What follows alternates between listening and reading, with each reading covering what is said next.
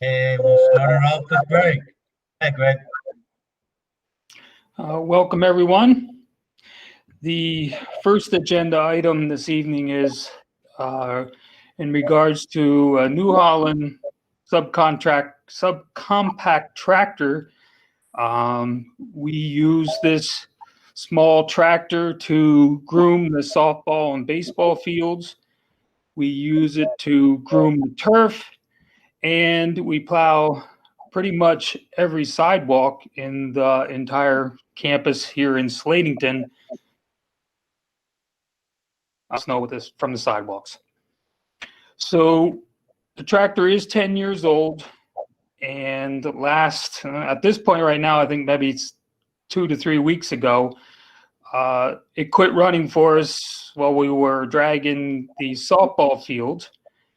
So we loaded it up on a trailer and we took it back to Ag Industrial in Tamaqua, where we purchased it. And it turns out that the crankshaft bearing on cylinder number 3, the bearing went out and the connecting rod disconnected from the crankshaft, and it was just bouncing around in the cylinder.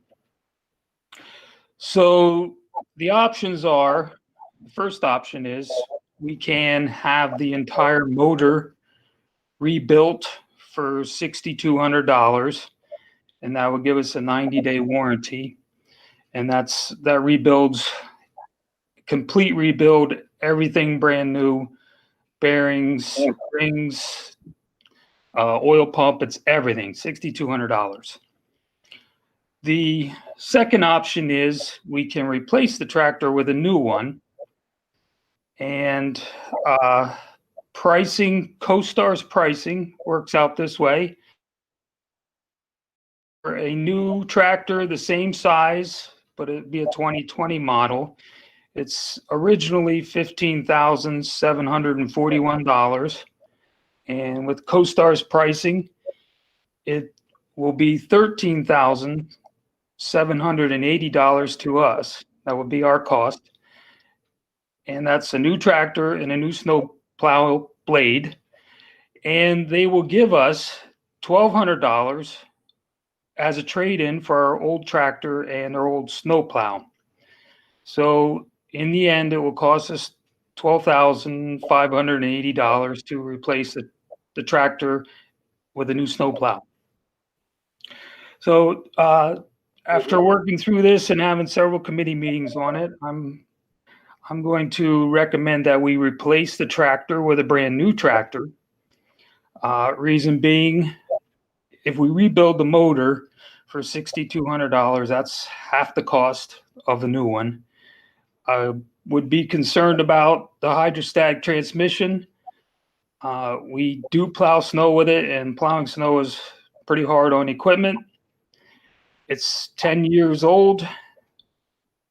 Like I said, we plow a lot of snow. We've groomed a lot of fields with it, and we're not exactly sure what else might break. And at this point, being 10 years old, I'm recommending we replace it, and options to pay for it. So this school year, we are not providing any transportation on Wednesdays.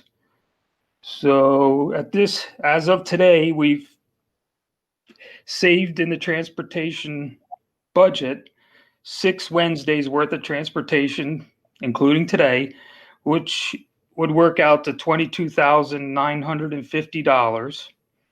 And if we extend that out to about November 4th, when the new marking period starts, and if that would give us 10 Wednesdays that we have a savings, and that would work out to be $38,250 savings there. Plus, we have another charter school that we have not provided transportation to at this point, and they tell me that they will not go back to in-person schooling until at least December. So there's another $13,800 savings. So I have a pretty good savings from transportation to pay for this piece of equipment. Again, I'm recommending we replace it with a brand new one and the new snow plow. The old plow will not work on the new tractor setup. So I'll open it up to discussion. Frank, what kind of warranty will come with the new one? Good question, Robin. I'm guessing it's a brand new one. I mean, honestly, I don't have that information in front of me, and I can get back to the committee with that. Okay, that's fine. And then it's gonna have another cost to refurbish the old tractor if you stay with the old tractor and to get it mounted for the new plow. That's gonna be another cost, or aren't you gonna put a new plow on there? Sorry, Robin, I didn't hear everything you said. You had mentioned towards the last that the plow will not fit the New Holland tractor. Is that correct? Wait, So we have a New Holland tractor now. It's 10 years old with a snow plow on it. We'll be replacing it with another New Holland tractor, but the old snow plow will not fit on the new tractor. right, so you would have to buy a new plow then anyway. Wait. Yeah, the plow is included in the $12,580. I don't know about everyone else, but I agree with your recommendation to go with the new one. Greg, is the new tractor, does that have a hydrostatic transmission too? It does, yes. You had brought that up. I was wondering if that was an issue.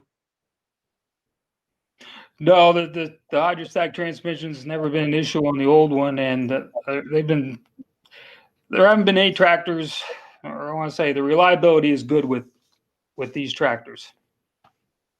Unfortunately, ours is 10 years old and something did happen to it, but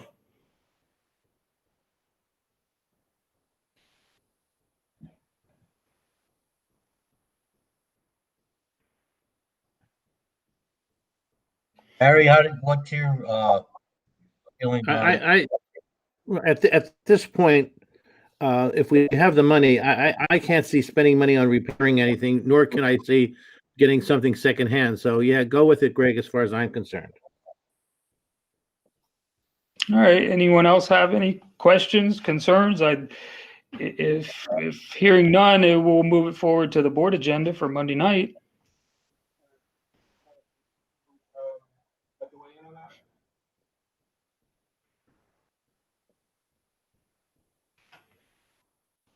I think you can go on with that, Greg. Yeah. Okay. Mr. Green, I don't know if you heard any of that. It was concerning the purchasing of a new vehicle rather than replacing the old one. I did not, Gary. My apologies. I got tied up in traffic. I just logged on, so I did not hear it. But I assume it's the first item on the agenda. Correct. So Matt, I can break it down for you quick. To fix our tractor that we currently have, which is 10 years old, it's going to cost $6,200. Yep. With CoStar's pricing, I can replace the tractor and the snowplow for $12,580, and I would pay for it from my savings that I've realized from not transporting 10 Wednesdays of the first marking period, which works out to about $38,000 that I've saved not transporting on Wednesdays, and I would be able to use that money to put towards purchasing the tractor. I don't know what anybody else said, but if you rebuilt the old one for $6,000, I'd be really angry with you. So, Well, I was recommending we replace it with a new tractor, and I think the rest of the board was agreed with that, and we were going to move it forward to the agenda for Monday night. thank you. All right, thank you. Next item on my agenda are Halo machines. The Halo machine is a disinfecting machine that is portable. You move it around the different classrooms. You fill it with a disinfecting solution, and based on the cubic feet of the room, you set it at a certain number of minutes to run, and you close the door, and it basically sprays an atomized mist into the room and coats everything. So we are looking at putting these Halo machines into a grant. So this will be paid from the COVID-19 grant money. We've obtained 3 quotes, and the low quote came from Global Disinfection Systems. The approximate cost of these 5 machines and 5 cases of Halo mist is $52,000. The Global Disinfection Systems quote included a $10,000 discount, so which brought our pricing down to $42,255. So it works out to about $8,000 a machine and about $100 for a case, or $400 for a case of Halo mist. And a case is 4 gallons. So the Halo mist costs about $100 a gallon, and 1 gallon will last about 2 hours. So to kind of give you an idea what this machine will do, let's boardroom as an example. It's 10,200 in cubic feet of space in there. So the machine needs to run for about 60 minutes to thoroughly disinfect a room of that size. So that works out to about $50 for an hour of runtime. Our average classrooms, about 8,200 cubic feet. So it's about $42 a treatment. So we're looking at like $40 to $50 per hour to run this machine. The deadline on this grant is October 31st. So we would be looking for a board motion after we talk through this. Initially, we were thinking 5 machines. That would be 1 per building. 1 Slayton, Peters, Middle School, High School, and 1 for the field house. They are portable and they're easily moved around. So maybe we would want to consider a scenario such as 1 machine for the high school, middle school, 1 for Peters since it's out there by itself, and 1 for Slayton and the field house. Or we could purchase all 5. So this is grant money. At $40 to $50 an hour, that could turn into a fairly large expense if you run it every single night, and it takes about 3 hours per room to run it. So you could probably maybe disinfect 2 rooms a night. So we're thinking that maybe this would be a good purchase, depending on how many units we want to purchase, but this will be something that we would maybe do once a week in the nurses station, once a week in the weight room at the field house. If something would happen and we needed to disinfect the classroom, it would be, we'd pull it in, we'd set it up and run it. So like I said, it's grant money that would purchase this, and there is some leeway in the deadline of October 30th, October 31st, such as if you couldn't get the machine because it was not available at the time and you had to wait for it, you know, there's always some exceptions for it. But for the most part, Global Disinfection Systems tells me they can have it to us within 2 weeks. So I'll open it up to discussion. 5 machines, 3 machines, 2 machines, and we'll just open it up and see what folks have to say.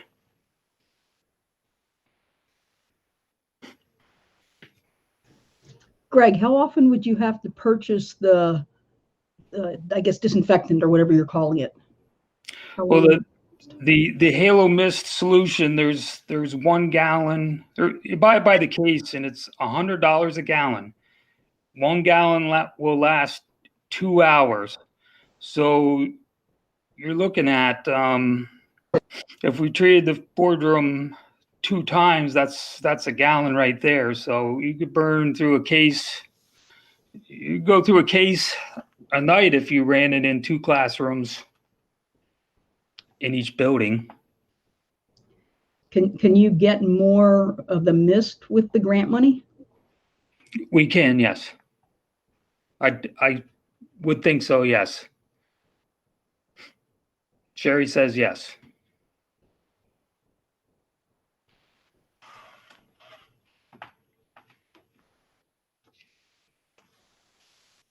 Greg, Matt, is there an advantage to using this machine as opposed to having an individual do the misting? For example, having a custodian or someone go in and actually do it by hand? Does the machine do a better job, as far as you know?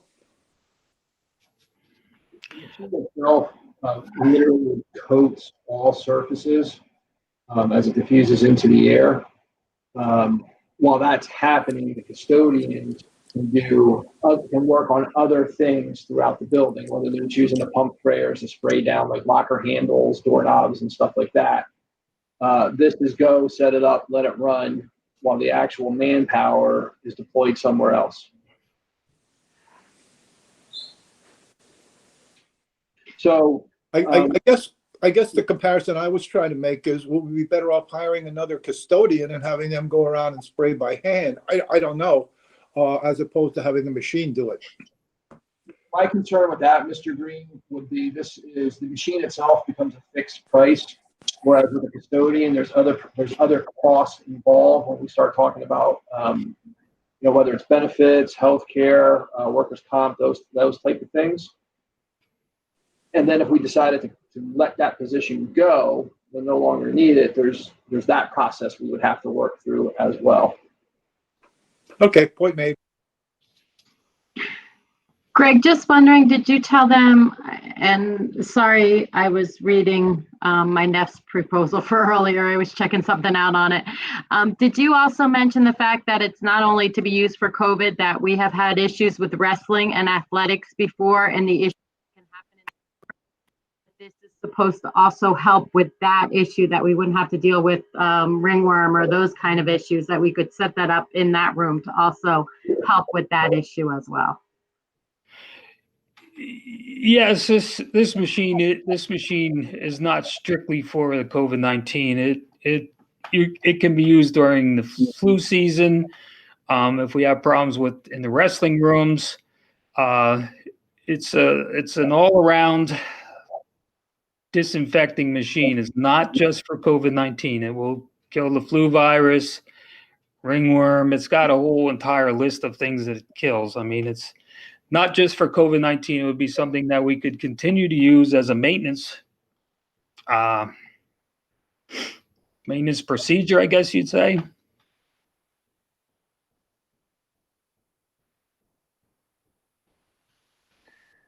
This is Gary. What I like about the machine, I think Matt kind of said, Matt Link said something earlier, was that this coats everything. I mean, it will disinfect the entire room, rather than someone spraying it and maybe missing some areas or whatever else.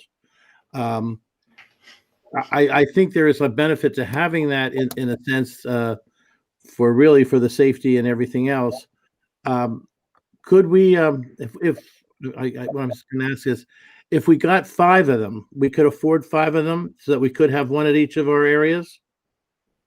There is money in the grant available to pay for 5 of them in 5 cases, if maybe not a little more of the solution.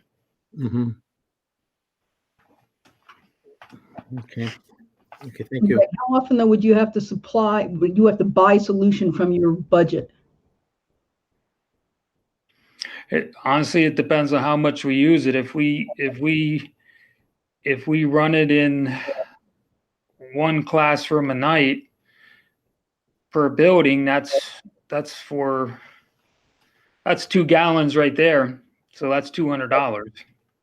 So, you know, the solution is $100 per gallon. That's why I believe that this is a machine that you would use when you would really need that extra deep cleaning to take place. Okay, I was just concerned about ongoing costs, that's all. There would be an ongoing cost. It's just depended on the frequency of how often we used it. I would recommend doing the nurses' suites and the isolation rooms frequently by coming up with like a nightly rotation for maybe one throughout the week. I would recommend it also doing areas like even like front offices where there's a lot of exchange of people. I would recommend doing classrooms if we had to shut a classroom down to an outbreak. Those type of high traffic areas are areas that are more likely to have exposure.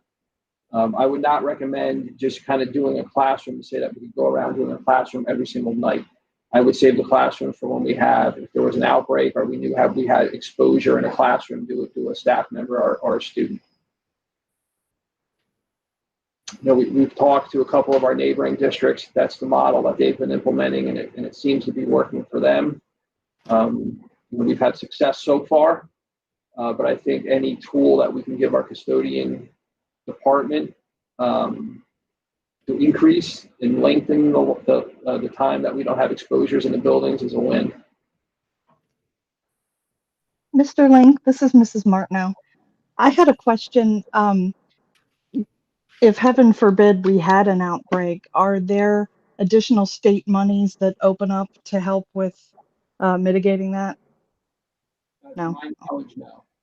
That does not trigger any sort of funding streams for us if we have an outbreak. That's a shame. Thank you. Good question.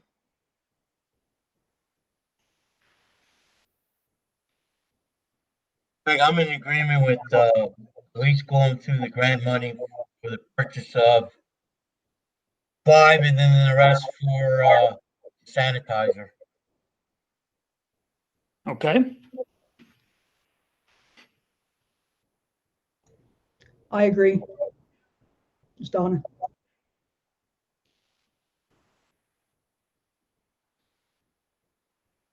So I guess looks like you might be able to put that on the agenda for Monday.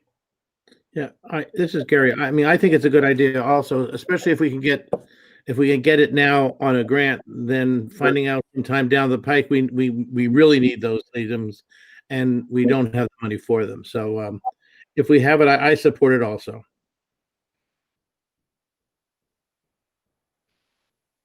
Okay, well, we will move this forward to purchase 5 of them, and I'm going to call it X amount of cases of Halo Mist at this point right now. I don't know exactly how much is in the budget or how much is in the grant set aside or how much is left, but there'll be a board agenda motion to purchase 5 of them and a number of cases of Halo Mist.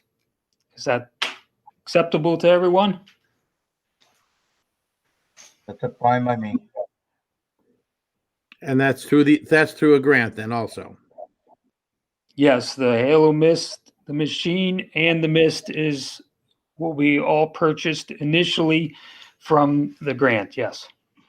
Yeah, just to let you know, there's like $62,000 left in that grant at this point in time, and Greg's stuff currently at what he has is about 42,000, almost 43, to purchase those 5 plus the disinfectant solution. So there is possibility of more money in there. If we wanted to buy a little bit more solution, we could as well. And Sherry, that $62,000 expires at the end of the month. Yes, that is the grant. That is the COVID-19 grant, and that all that money has to be spent by the end of October. October 31st is the deadline for that grant, that it must be spent or we need to give it back. So, yep. Okay, thank you. And I guess there is no question about doing that. If we let's say that schools are kind of operating in the same environment next fall, even next spring. I believe that this is also a purchase if we needed to, we could fund through the ESSER grant.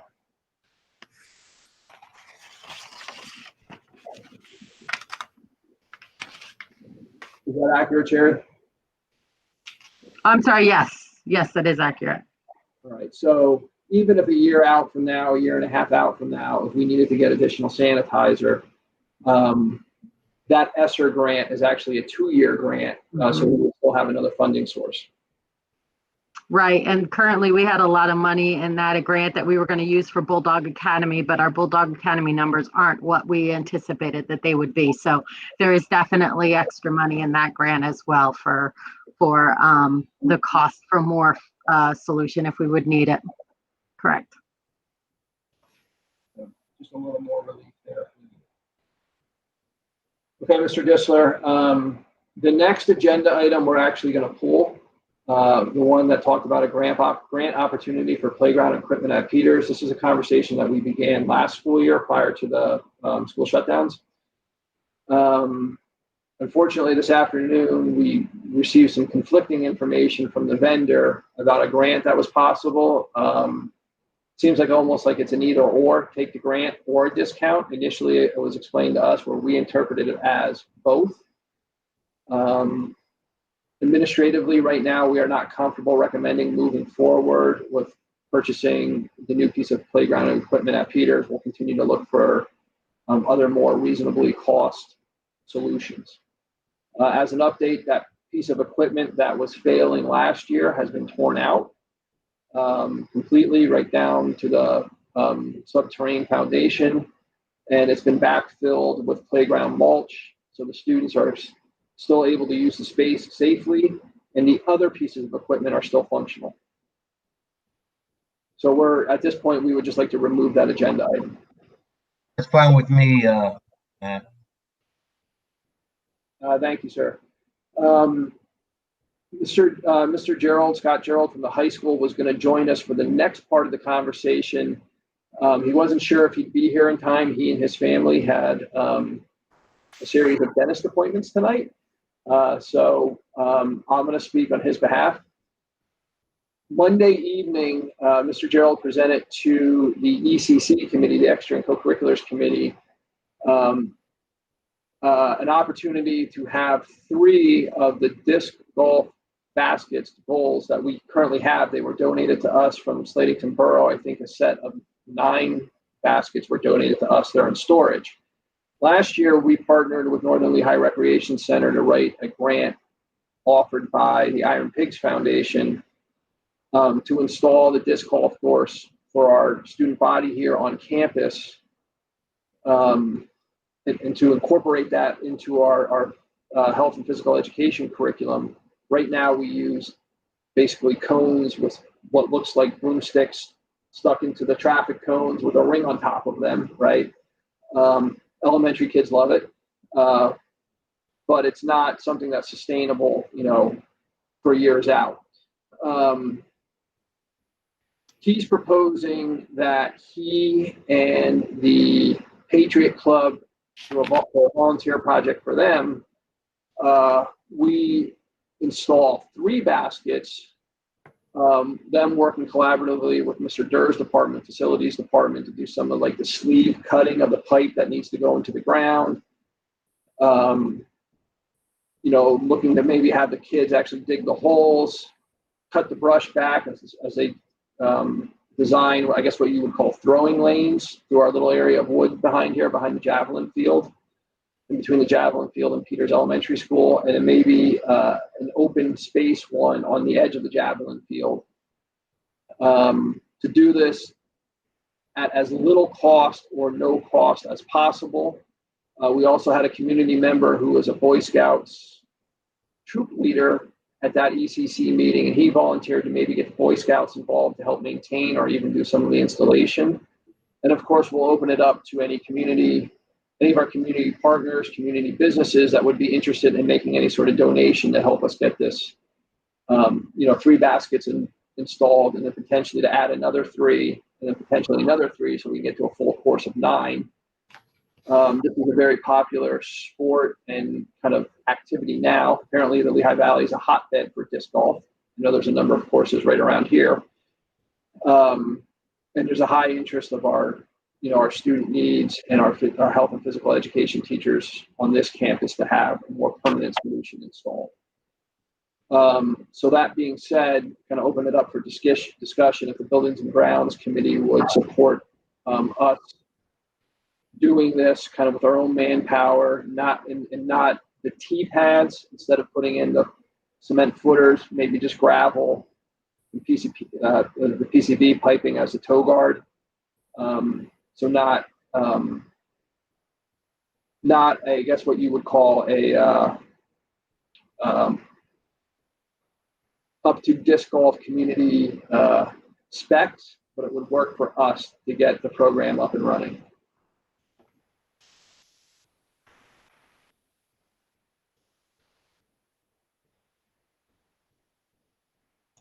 This is Donna. I think it's a great idea. My family actually has a disc golf contraption, I guess is what you would call it, to play. So it is very popular. I think it's great.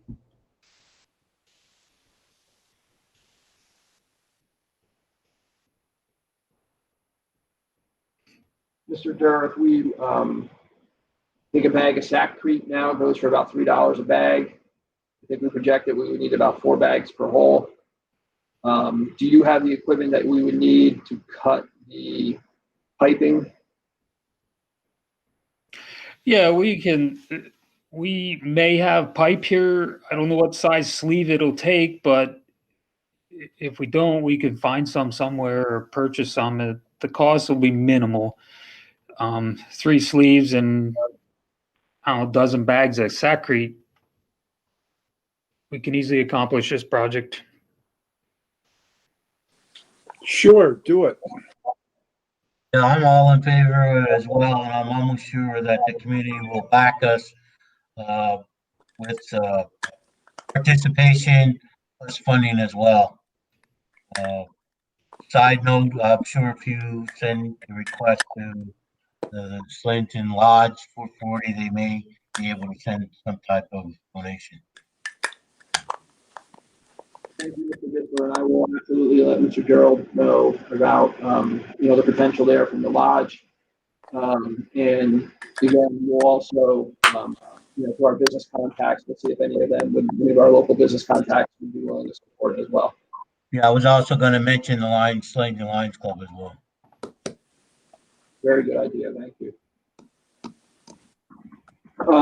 Okay, well, then I will get that word to Mr. Gerald, and we'll keep you updated as the work progresses. And at this point, Mr. Disler, we're ready to transition into the technology component of the committee meeting. Hi, Eric. You ready? Yes, good evening, everybody. I just have a quick update tonight. Don't have a lot of time, won't be spending a lot of time, but just wanted to let everybody know that the majority of our equipment has arrived that we ordered over the summer, and that includes most of the equipment for the teaching stations that we were putting together for the remote learning. If you remember from the past, we already received all the webcams. We received that before school began. We did now receive all the speaker phones. We received all the hubs that the teachers will be using to connect, and we received a good portion of the monitors. We still didn't receive some of the monitors, but we have the majority of them. And what we started doing is the last few weeks, our staff started to inventory all that equipment, and we started to get that out to the teachers. What we did was we started with the teachers that are doing the virtual learning first, and then we went to the high school. We're getting them out there, Slating to Elementary. We also started at the middle school. And what I will be doing is on the 12th, on our in-service day, I will have a couple training sessions that day for the teachers to teach them how to use the webcam, the extra monitors, how to connect all the equipment together, and also teach them a little bit on how to use it with streaming, so they can have a multi-display setting, which will make their job a much more much easier to teach remotely. So that's really all I have for an update. Just one more thing I can say too, as the year progressed, we're about a little over a month into it now. I will say that I think from a tech perspective, I think things are going rather well. And it seems like our workload has started getting back to normal now. And it seems like everybody's adjusting pretty well. So that's really all I have for an update. I'll open up the floor if anybody has any questions for me. Thank you again, Eric, for a good job. And those last comments, I'm sure it makes everyone happy. Thank you.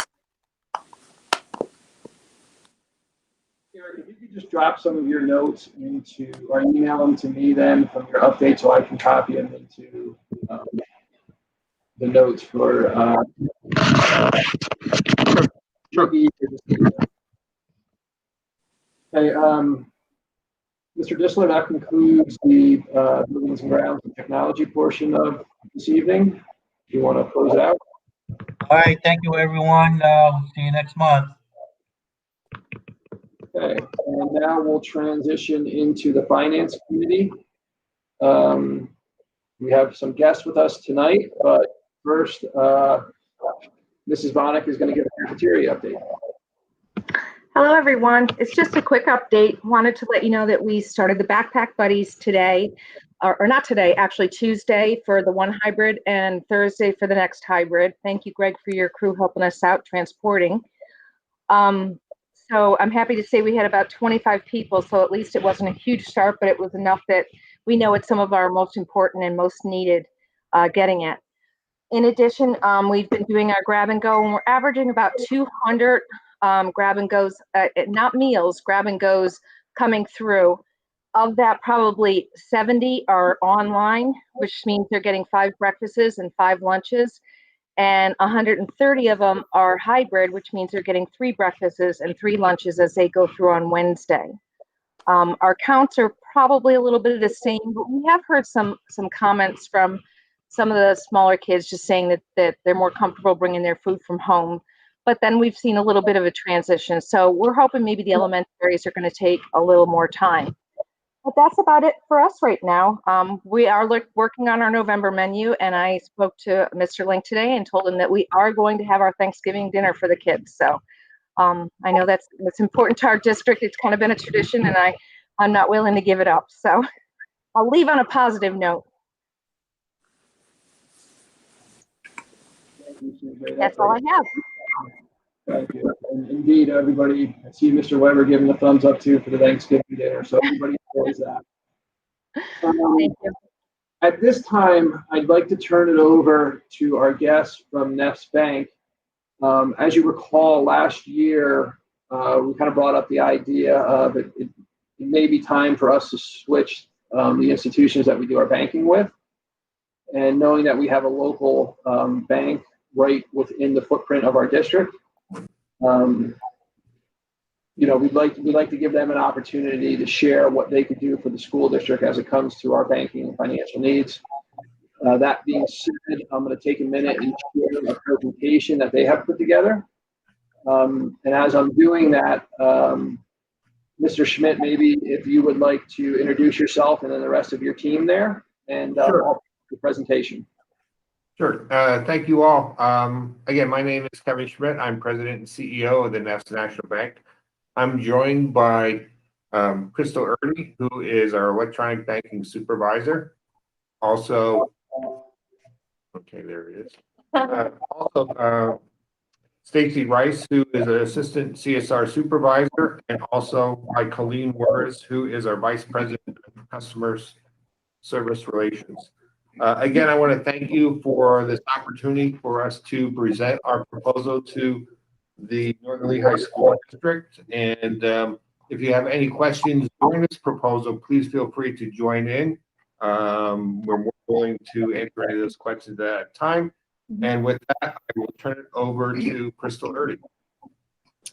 Hi, good evening, everybody. Just to give a little bit of brief background on the Neff's National Bank and who we are for those of you that may not be familiar with us. We're a strong independent bank that takes great pride in having over 97 years of experience in community banking. We're locally owned and operated, and we serve the greater Northern Lehigh Valley through our 2 convenient locations. The first one being here at Route 873 in Neffs, and then our newest location on Southwest Avenue in Walnutport. We've been financially strong with assets totaling over $376 million and capital of over 72 million. We employ 52 full-time and part-time employees, and we've actively supported the Northern Lehigh School District Educational Foundation by donating approximately $200,000 in funding through the Educational Improvement Tax Credit. I'm going to have Stacy go over the next couple slides here on the product listings and benefits. Good evening, everybody. As you can see, we do have our free business checking accounts. We also have new coming up. Actually, you guys are going to be one of our first ones. We're going to have our Business Plus checking account, which will include our new cash management products. We have our money market accounts and our business savings accounts. Those have no really restrictions on them right now. The government regulations that usually were attached to a money market and savings accounts were lifted due to COVID. The only limitation is you have to have $10 in there to earn interest. I don't think that will be an issue. We can offer overdraft protection to link any of the accounts. There is no fee for that. It's just nice to have it as a backup. There's a $5 transfer fee if it's used, but there's no fee for having it. We do have access to online banking if you want to see everything online and keep it a little bit more consistent that way. As far as the accounts themselves, we do not have a minimum balance. We just like to see a number above 0 just to keep the account active on the system. Our checking account has unlimited check writing privileges. We do have free online banking. With that, you also get free e-statements. We have free online bill payment for the first 10 payments per statement. We do not charge to do cash deposits or item deposits or limit you to how many checks you can deposit. You know, ours is just as straightforward. You bring it to us, we will do the transactions for you. And I'm going to let Crystal explain more in depth about the online banking that we offer. So we do have the online banking, which is very similar to what other banks offer. Our online banking, we call it Net Teller. The features that you can do with that is view account balances and transaction history. You can go back and view check images if you need to do some research to see if a check cleared. You can also have the capability of doing bill pay through the online system.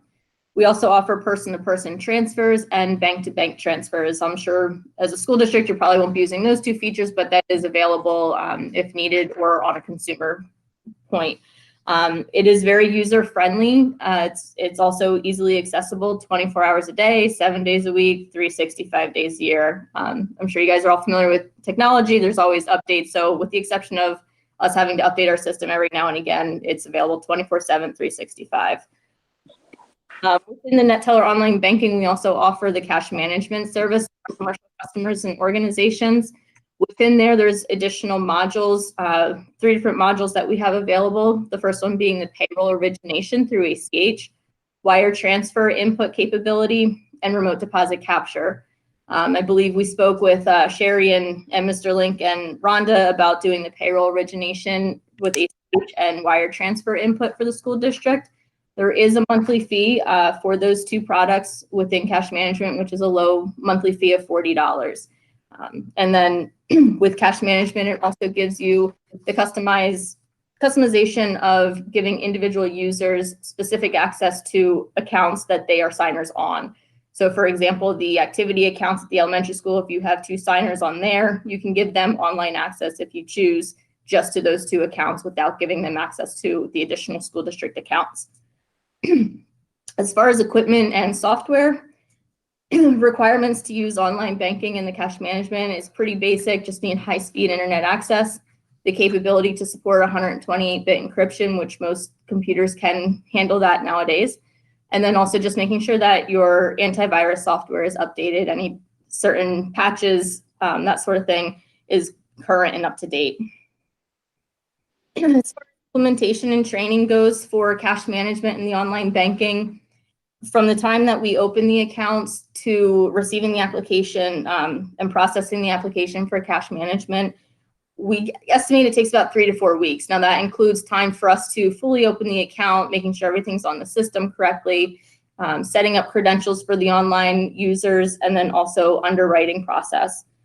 As far as training itself is concerned, we like to block off 1 to 2 hours. We can either do that in person or remotely, whichever you feel more comfortable with. In past before COVID, we've taken great pride in coming in person, doing the one-on-one. We like to get to know our customers as we like for them to get to know us and who you're dealing with on a personal basis. But we understand with COVID that things have slightly changed. So if that's not the case, like I said, we can do it remotely, which we've had great success the past couple of months in doing that as well. I'm going to have Stacy go over account comparison, just kind of comparing the accounts that you currently have with KeyBank to what we can offer in the interest rates. Okay, as you can see on the slide, the first grouping we have here, you currently have checking accounts, and we would offer the free business checking. There's no interest rate, but again, it's unlimited check writing privileges. Any of the accounts can be linked to another account for overdraft protection. And it looks like we have about 7 or 8 of those, and that's just a basic checking account that even you yourself could open as a consumer. On the next slide, we do have the general account. You currently have as a regular checking. That's the one that we're going to put you into our Business Plus, so you have access to the cash management products. You asked if we open a second general account, and we would put that into a money market because that's going to be a higher interest earning than the savings account to keep a bulk of your money in. You can write checks off of that and whatever you need. Again, that's one that currently has no limitations on. If the government puts them back in, we'll have to, figure that out in the future. But right now, you can write as many checks and do as many transfers as you need to. The next 3 accounts, you currently have those in money markets. We were asked to change that over to a business savings account and just have a basic savings account on that. The next 2, we have 2 of your tax accounts. Those are currently in a basic savings. We would put that in our business savings. And on the last slide, you also have the other 2 tax accounts, the borough account and the activity fund.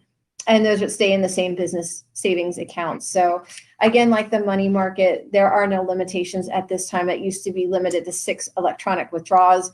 And right now that is free game. So it's just keeping up with the government and COVID. And if they ever implement those restrictions again, we would keep you up to date on that as well. And at that point, I'll give you back to Crystal. So in summary, you can see here at the Neffs National Bank, we take great pride in our core values of strength, trust, and community. We realize that those core values have kept us financially strong for over 97 years. It's also kept us as a trusted partner with our customers. And it also shows we're dedicated to serving the needs of our community. We realize without our community and without building these types of relationships, we wouldn't be who we are today, and to continue that. So I guess at this point, I'll open it up if anybody has any questions or comments for any of us here at the bank.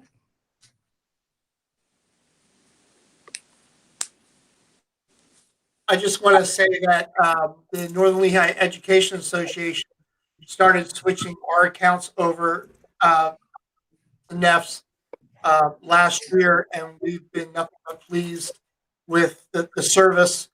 And also, speaking from the Northern Lehigh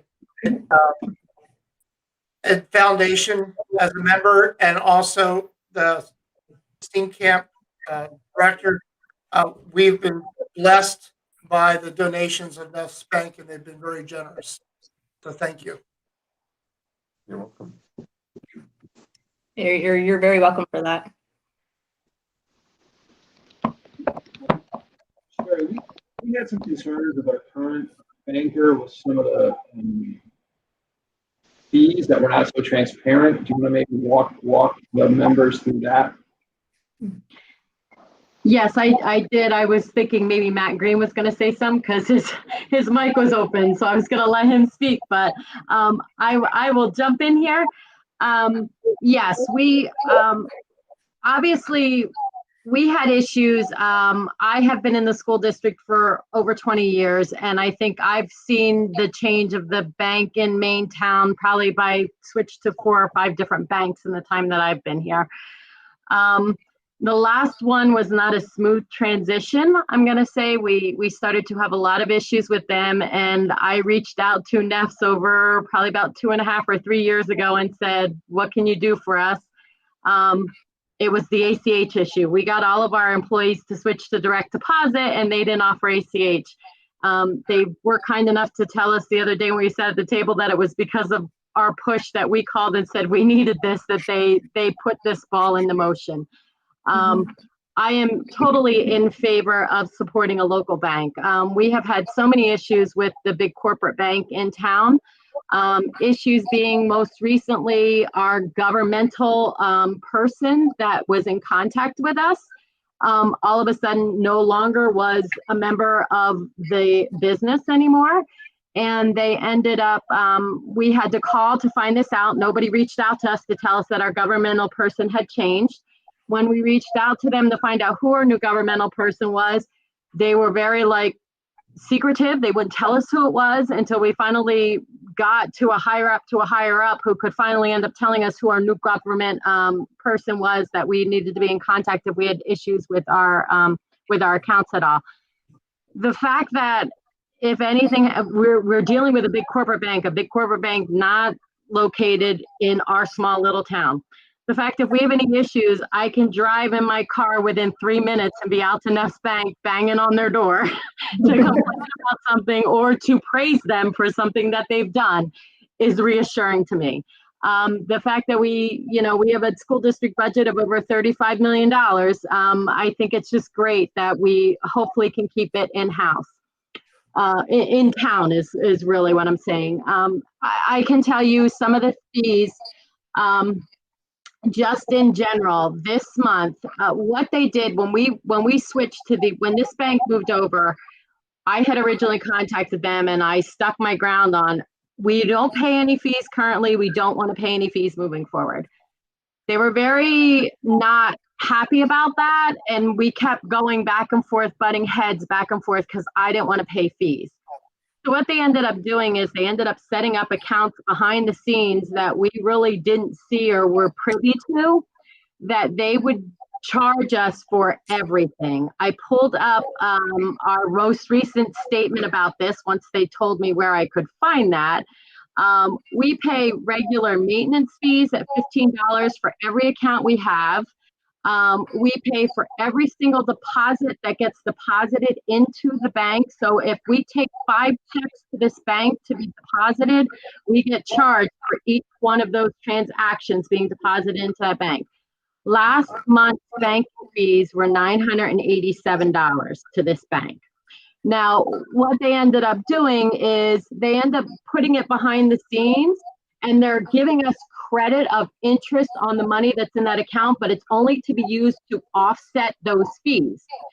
So what happens then is they change the interest on all of our accounts to a 0.01%. So we are earning practically nothing on any of those other accounts, and it's all being held on the backside to offset these fees. So when our fees don't equal up to what the amount of money that they have in there, saying that, I could have $3,000 worth of fees, but I only use $987 worth of fees, they don't turn around and give me those $1,500 more back. That's money that's lost I don't ever see. And I only get a 0.01% interest on our money of that sitting at that bank, which is why we went to NEFS, because NEFS is going to give us I'm going back to a full money market account. We do have some money market accounts at the bank currently, the other bank, and that bank is only giving us a 0.01% even on those money market accounts. NEFS is giving us a 0.449% on those money market accounts. I'm going to be earning a lot more interest. They're up front with us. We need to pay that $40 a month fees for ACH and that kind. They're up front with those fees, but those fees are not going to be as much as what I'm paying at the other bank and all the interest that I'm losing. We're going to end up much better off at NEFS with the interest we're going to earn on those savings accounts and those money market accounts, as well as the small little amount of fees that they're going to end up charging us. It's all of the nitpicking fees that the large corporate bank was charging us that really gets you to 900 and some dollars. We sat around the table the other day, and I think we figured at the most end, we'll probably be paying about $200 a month in fees.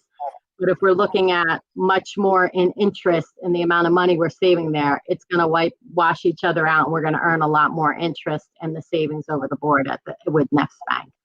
So administration and we are recommending that we keep it local, we go back to local roots, and that we take our banking business local.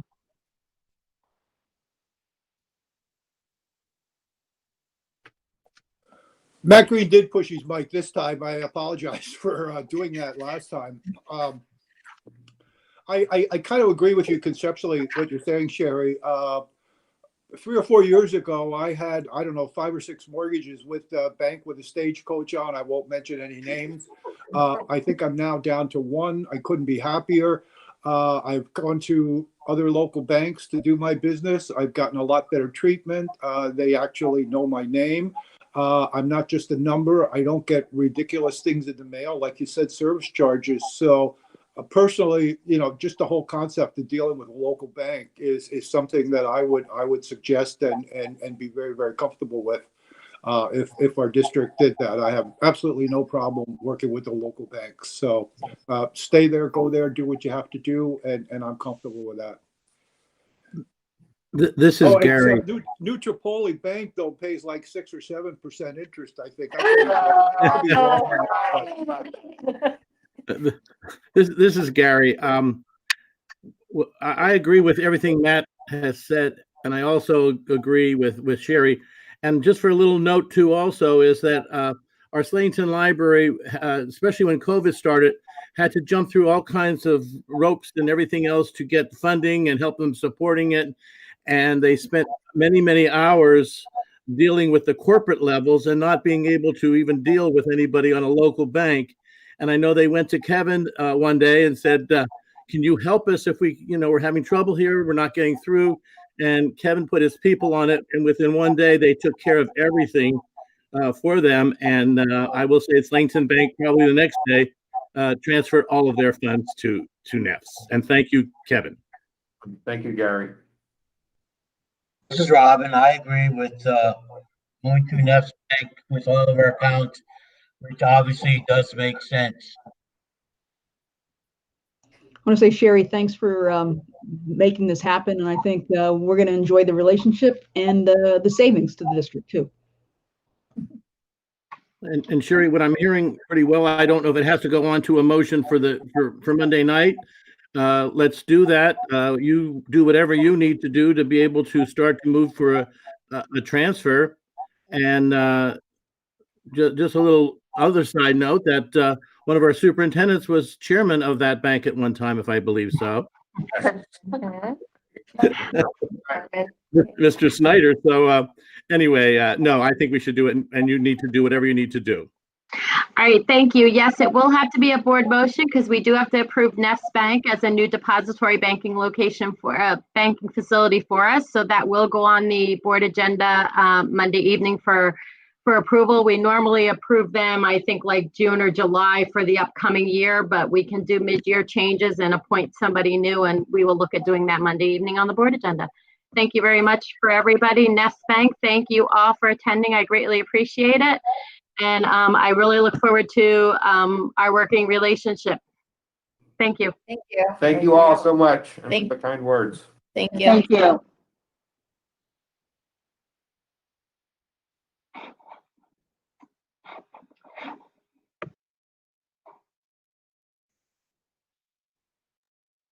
All right, are we ready to move on? Sure. Okay, so the next thing we have on the agenda is our local audit. Our local audit was completed the end of September. When the local auditors left, there was no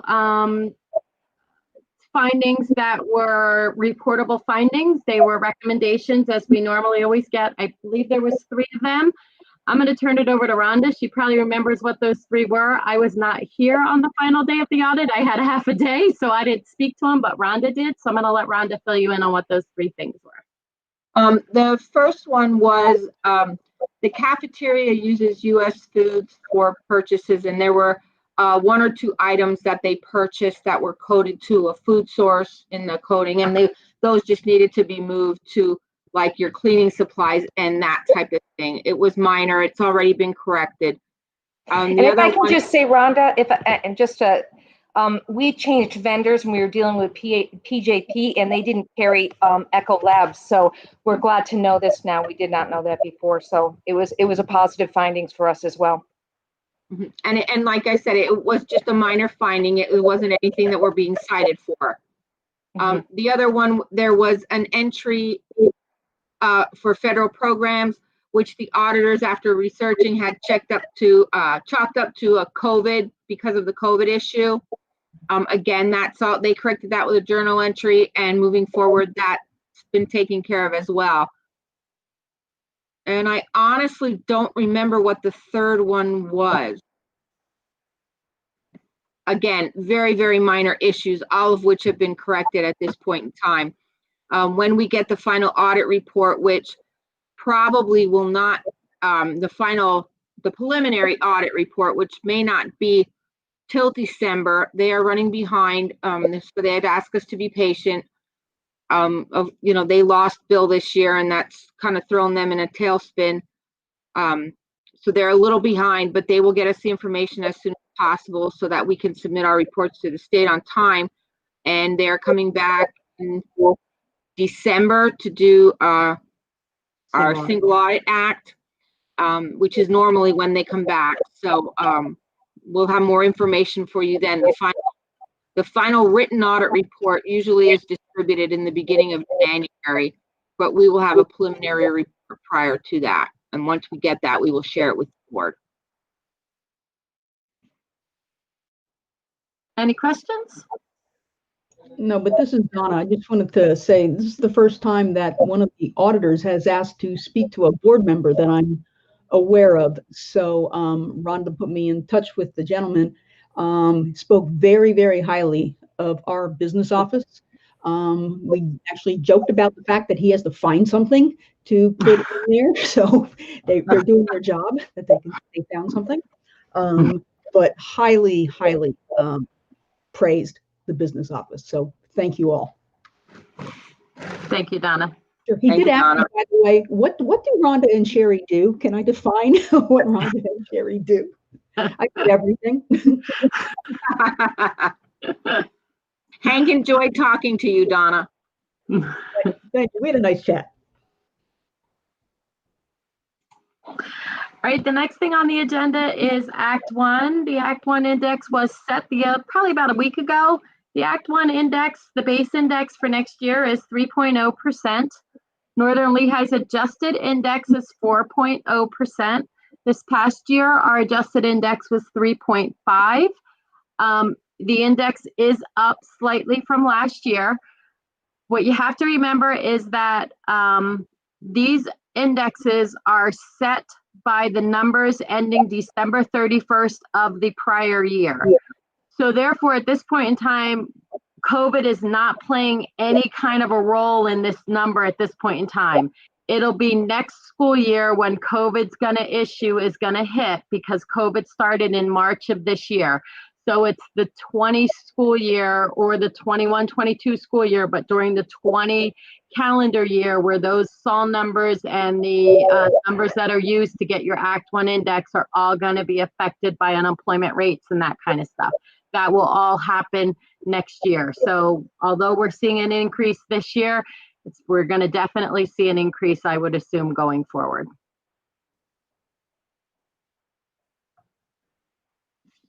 Any questions on that? All right, go ahead, Rhonda. Okay, on Monday night, there's an agenda item asking you to approve an addendum to our agreement with Portnoy to extend their agreement for another year to collect this year's outstanding delinquent real estate taxes. This is an addendum that's approved every year since we first started our association with them. So just to let you know that it will be on the board agenda for approval, with no changes to the terms in the contract. Anybody have any questions? Rhonda, if I may, are they allowed to, is Portnoy proceeding with tax foreclosures at this point in time, or are there any laws that excuse me, prevent them or hold them back, or what's the status of that? Originally, when COVID first hit, they reached out to us and asked if we wanted them to pull back a little bit because of the situation. And at that point, we did tell them yes. Probably about a month or so ago, they did reach out and said that, that they felt it was time now that they could start moving forward with that. And we have seen a few, not many, but we have seen a few where they've reached out where people are a delinquent. And it's the people that they're checking into, it's not just this past year. So it's not strictly due to COVID. We're talking years that they haven't paid their taxes. Yeah, and I think it was last month, actually, Rhonda, we talked about this at Finance Committee meeting, that we came back here to say Portnoy has now said, is it up to us? And we said before we made that decision, we wanted to take it to finance, and we all decided that it was moving forward, business as usual. Yep. And that's the point we're at now. We are back to quote business as usual. Okay, is that right? Okay. Correct. Thank you. That is correct. Thank you. And then there's an item that is not on the agenda. We are receiving a rebate from our workers' compensation provider for safety. Every year we have to do a safety survey, and they take into consideration whether or not you have a safety committee that meets regularly. And Greg does that. He meets with his safety committee. And there are other issues where we need to comply with in order to get this. So we'll be receiving a 5% credit on our workers' compensation bill, which will come to about $3,800. So that's all I have. That's everything on the agenda this evening. So, Mrs. Culp, would like to open it up for anything else or to close the meeting? Anybody have anything else to discuss? Mr. Hill, is there anyone waiting in the wings? We do not have any questions or comments. Okay, thank you. You're welcome. Seeing that, I say we should adjourn. Thank you, everybody, for coming on, and stay healthy and well, everyone. Thank you. Good night. Thank Good night. you. Good night. Good night, everyone. Good, everyone.